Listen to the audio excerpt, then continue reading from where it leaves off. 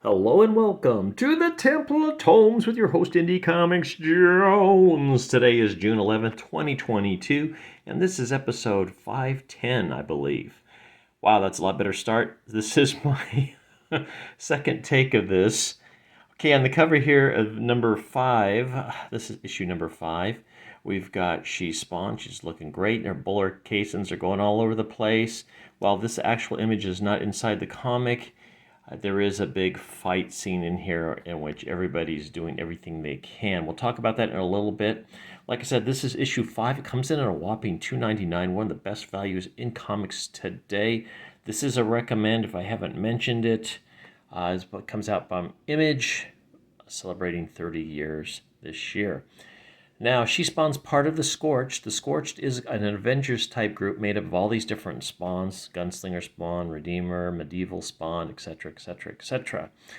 And they wanted to get back to their own realities or their own dimensions, their own planes of existence, but they're unable to. But they're hoping that Spawn somehow will be able to help them achieve that someday. In the meantime, they are trying to take down this incredibly evil plot. This is a really big, sprawling epic. It started in Russia. They've got a number of things thrown at them already. Let's go ahead and take a look. I like this cover. Oh, before I go on, I did get issue 6. I haven't read it yet, but in my pull box. But apparently, they didn't have the regular cover. They only had this this variant cover. So this is what I got. And I guess you're supposed to draw in white or gold or something like that on it. And you could probably do black. This would be a different shade of black and it would show up. But unfortunately, I didn't get the regular cover. However, fortunately, on the back of this issue, we do have the cover of the regular number 6. And I'll show you that at the end here, so stay tuned to that. Let's go ahead and take a look to see who worked on this. The script and the plot is Sean Lewis with Todd McFarlane doing additional script. Artist Steven Segovia.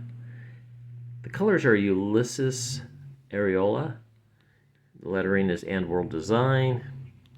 And cover artist is Francesco Mattina and Todd McFarlane. Sorry.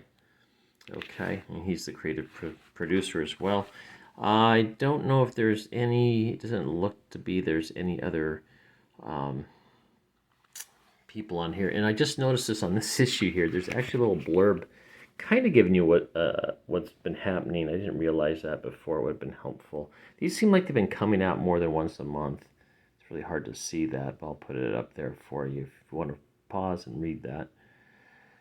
So we are at I think it's Belarus. We're right outside the Ukraine somewhere. Pretty timely that this story just happens to be there.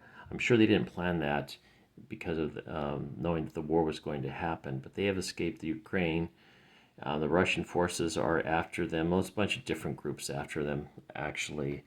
I can't think of what the other ones were called. There's I think 2 other groups.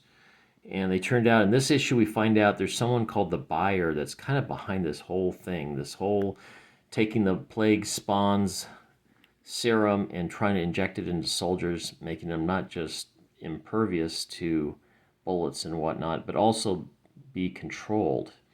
But the Buyer wants to go a step further and use this army and the spawns, if he can get control of them, to destroy everything between hell and the dead zones.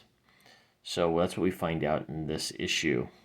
So a lot of good movement here. They've got Natasha, who's one of the test subjects on this serum. She and her friend Odessa were rescued by the Scorched. However, Odessa ended up dying. They have linked up with Soul Crusher. He's like Soul Crusher the second. But he's also infected and is kind of dying too. Now we have what they call the Sin Devourer. These turn out to be the huge spawn-like creatures. They're robotic in nature. They can be controlled, and they are a menace. They seem to have all the attributes of all the regular spawns, and they know what each spawn is going to do next. So they're tough to take down. And we get some great shots, some good action shots of all the spawns attacking them. So you can see he's got all these extra weapons. He's shooting something out of his mouth. But they do finally figure out a way, after many panels here of excruciating battle and loss. See Hellspawn getting knocked away. How to take him down. He apparently has these vials of plague spawn serum stuck in his shoulder pads. And they're able to remove them and make him vulnerable. She sees Hellspawn jumping up there to get it. And she was somehow, I can't remember how she was told to take those out. But once they get him out, they're able to take down this Sin Devourer. However, there's more than one of these. Apparently, there's supposed to be an army of these.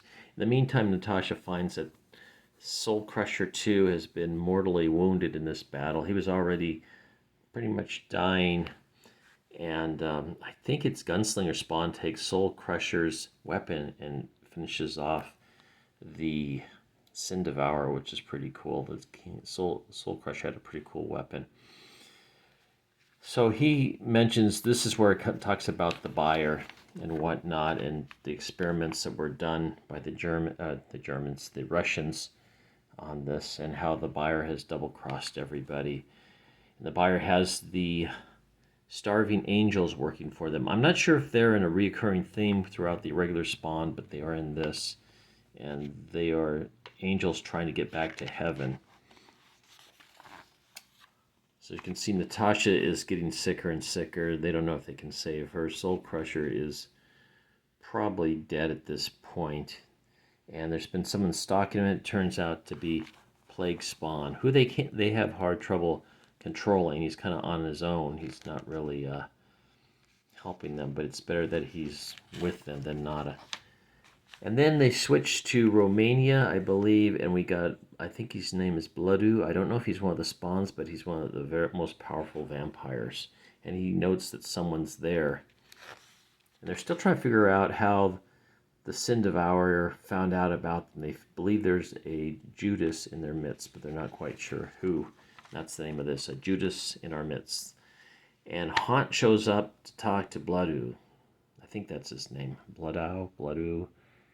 And that's where we're left. So Haunt is there. And then we get our Spawn symbol, or logo. And then we have a little bit of mailbag here. I'm not going to, you can freeze it if you like, or pause it and read that.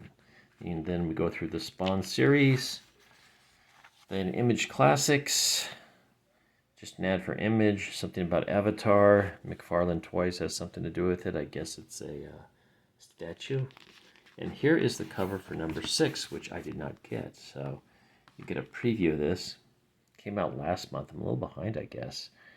Been traveling and stuff, so that's understandable. There you go. Take a good look at that.